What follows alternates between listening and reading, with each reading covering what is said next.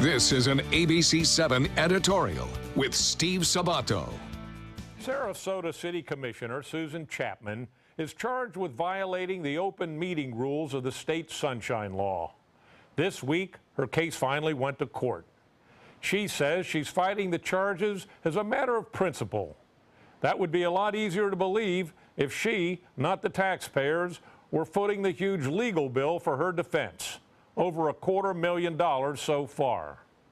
If you go to the State Attorney General website and search Sunshine, you will find the definition of what qualifies as a public meeting.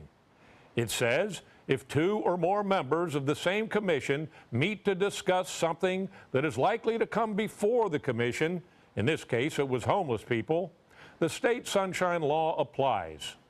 Chapman does not dispute attending the meeting, but she claims she was only there to listen, not discuss.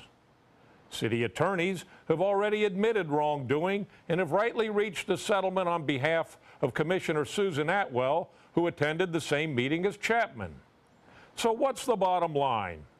Chapman is using the public's money in an effort to keep information from the public and possibly undermine the state Sunshine Laws.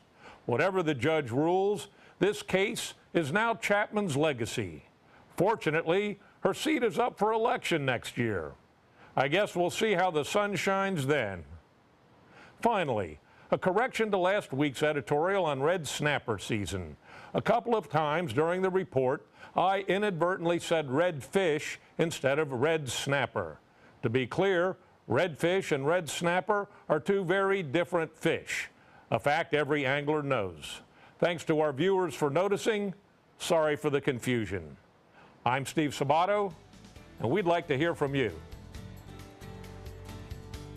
The opinions expressed in this editorial do not necessarily reflect those of ABC7's owners or management. If you would like to comment, go to our website, www.mysuncoast.com, and click Community.